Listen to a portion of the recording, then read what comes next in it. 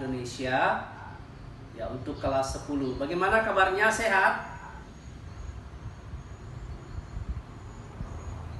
Sehat? Alhamdulillah ya.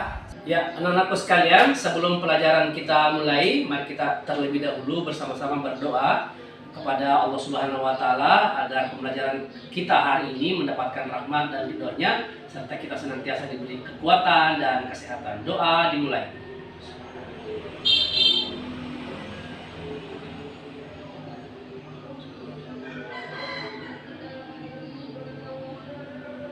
Ya, selesai. Baik anak-anak sekalian, pertemuan yang lalu karena Bapak ada kesibukan, jadi saya hanya meminta anak-anakku sekalian untuk membaca buku ya, referensi tentang teks eksposisi, dan hari ini kita akan kembali berdiskusi tentang teks eksposisi ya. Ya, yang lalu Bapak sudah berikan tugas untuk membaca tentang teks eksposisi ya, dan saya lihat ini sudah ada kirimannya masuk ya. Kita lihat di layar. Apa yang Anda tahu tentang eksposisi? Isi dari teks LHO itu sistematis dan melaporkan suatu objek lebih lengkap atau dapat dikatakan lebih mendalam ya, menjelaskan, berbeda dengan teks deskriptif yang lebih rinci ya. Itu satu pendapat ya. Jadi pembelajaran kita hari ini kita masih akan belajar tentang teks eksposisi ya.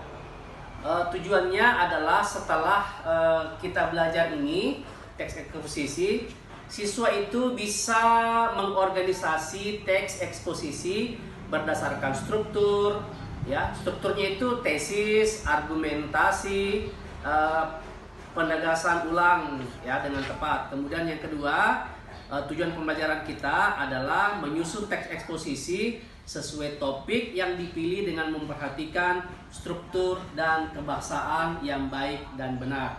Konkretasi, maksudnya di dalam teks eksposisi harus menggunakan fakta sebagai bukti yang kuat. Seperti halnya teks-teks yang lain, teks eksposisi juga memiliki struktur. Struktur teks eksposisi yang pertama adalah tesis atau pernyataan pendapat. Struktur yang kedua adalah argumentasi, dan yang terakhir adalah penegasan ulang. Nah, jadi teks eksposisi adalah menyajikan pendapat atau gagasan. Menyajikan pendapat atau gagasan disertai dengan fakta-fakta berdasarkan sudut pandang tertentu. Ya. Saya ulang, jadi berapa struktur teks eksposisi? Ada? Ada 3. Yang pertama, tesis. Yang kedua, rangkaian argumen. Yang ketiga, penegasan ulang. Oke, mantap. Ya, bagus, betul sekali jawabannya ya. Ya. Coba baca tentang wayang. Halaman 9. Lihat semua?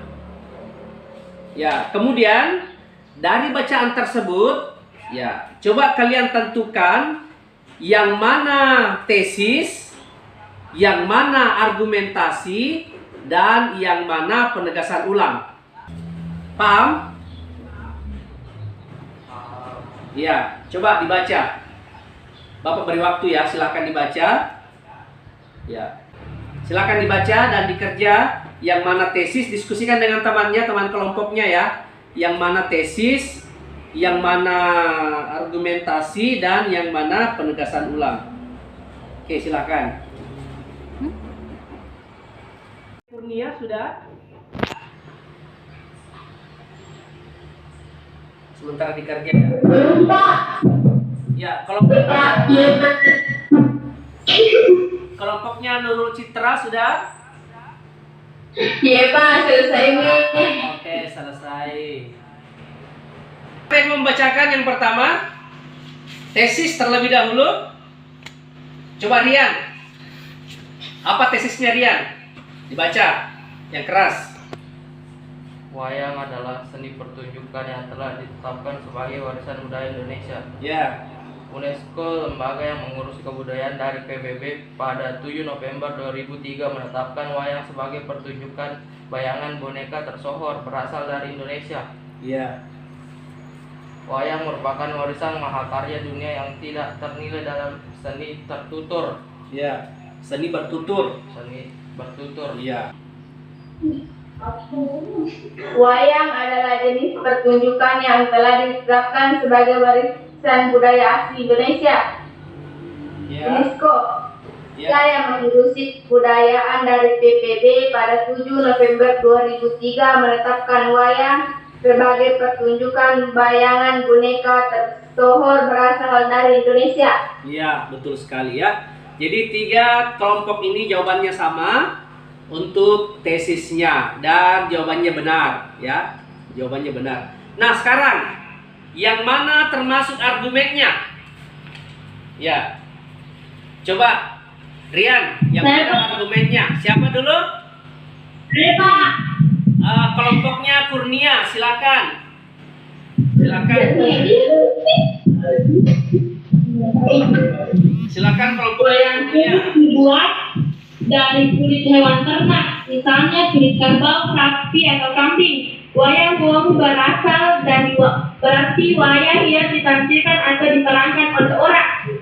Orang golek adalah wayang yang menggunakan boneka kayu sebagai pemeran tokoh. Selanjutnya, untuk mempertahankan budaya wayang agar tetap dicintai, seniman mengembangkan wayang dengan bahan-bahan lain, antara lain wayang sukat dan wayang motesan. Oke, cukup.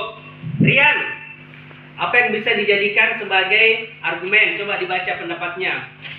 Wayang kulit dibuat dari kulit hewan ternak, misalnya kulit kerbau, sapi, atau kambing. Ya. Wayang wong berarti wayang ditampilkan atau diperankan oleh orang. Ya. Wayang golek adalah wayang yang menggunakan boneka kayu sebagai pemeran tokoh. Ya. Selanjutnya, untuk mempertahankan budaya wayang agar tetap dicintai, seniman mengembangkan wayang dengan bahan-bahan lain, antara lain wayang suket dan wayang motekar. Oke, betul sekali. Yang ketiga, kelompoknya Nurul Citra ingin membacakan argumennya. Kelompoknya Kurnia. Oh ya, Citra. Oke, silakan.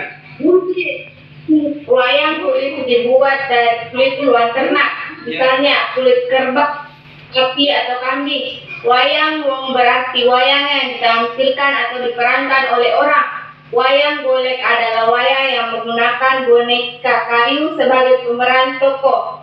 Ya, oke, baik. Jadi semuanya jawabannya benar ya. Jadi dalam teks ini ada beberapa argumen atau ada beberapa pendapat yang disertai dengan fakta. Termasuk tadi wayang kulit terbuat dari apa, wayang wong terbuat dari apa, itu adalah fakta. Ya, itu disebut dengan fakta. Ya, itu adalah fakta. Nah, baik. Sekarang kita yang ketiga, struktur yang ketiga. Penegasan ulang. Oke, siapa yang bisa bacakan penegasan ulangnya? Saya, Pak. Silakan. Coba. Semua jenis wayang di atas merupakan wujud ekspresi kebudayaan yang dapat dimanfaatkan dalam berbagai kehidupan, antara lain sebagai media pendidikan, media informasi, dan media hiburan. Wayang bermanfaat sebagai media pendidikan karena isinya banyak memberikan ajaran kehidupan kepada manusia. Oke, betul. Sekarang kita masuk pada kegiatan yang kedua, yaitu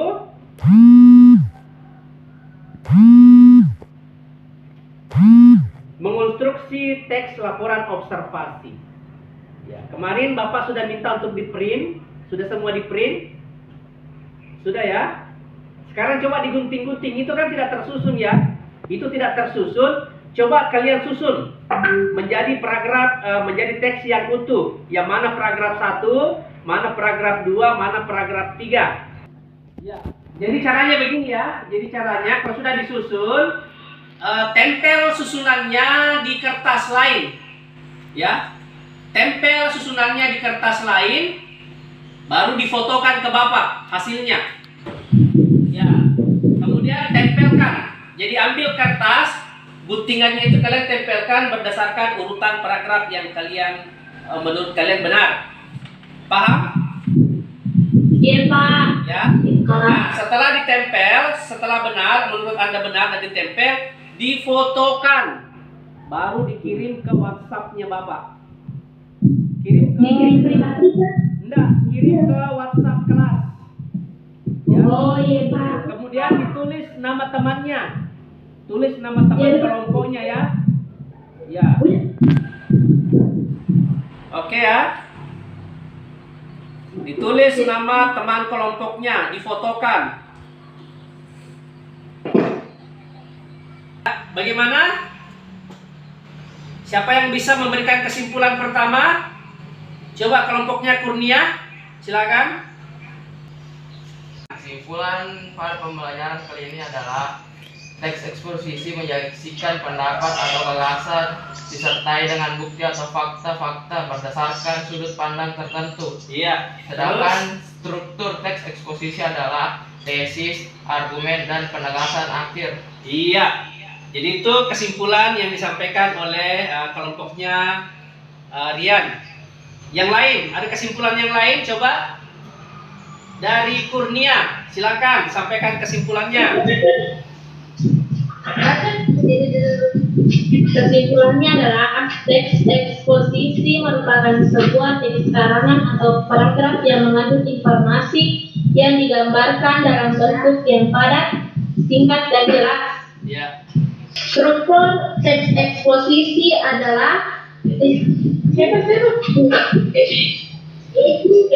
teks eksposisi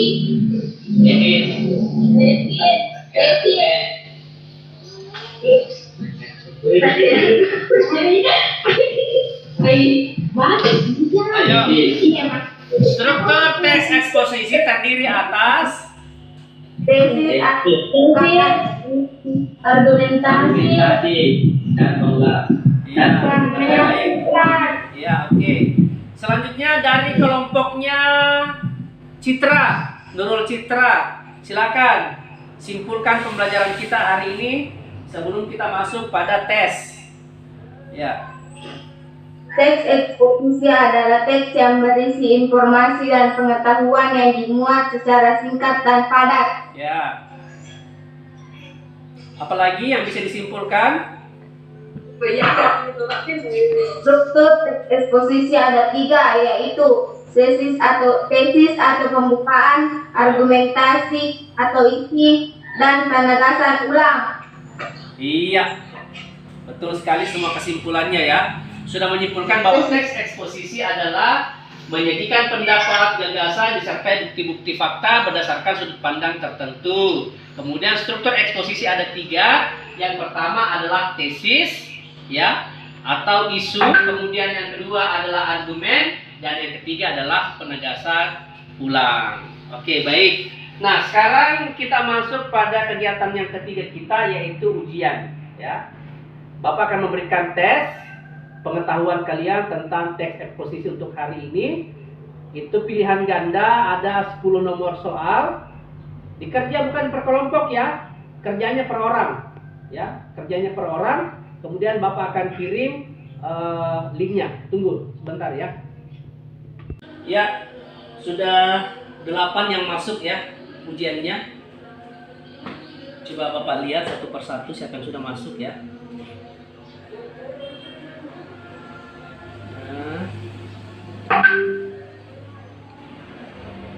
Oke, ya.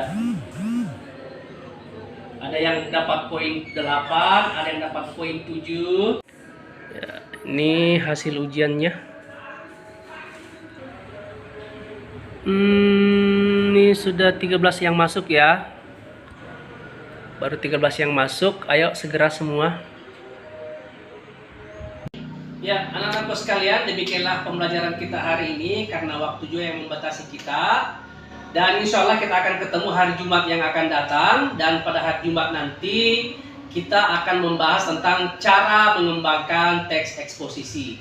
Jadi caranya silahkan dibaca bukunya, ya, buku paketnya halaman 25 tentang cara mengembangkan teks eksposisi. Jangan lupa tugas yang tadi Bapak berikan ya. Kalau sudah ditempel, kalian fotokan, baru kirim ke WhatsApp-nya Bapak. Ya. Oke, baik. Dan sebelum kita mengakhiri pertemuan kita hari ini, mari kita bersama-sama berdoa. Semoga ilmu yang kita peroleh hari ini dapat bermanfaat bagi kita dan untuk masa depan Anda semua. Doa dimulai.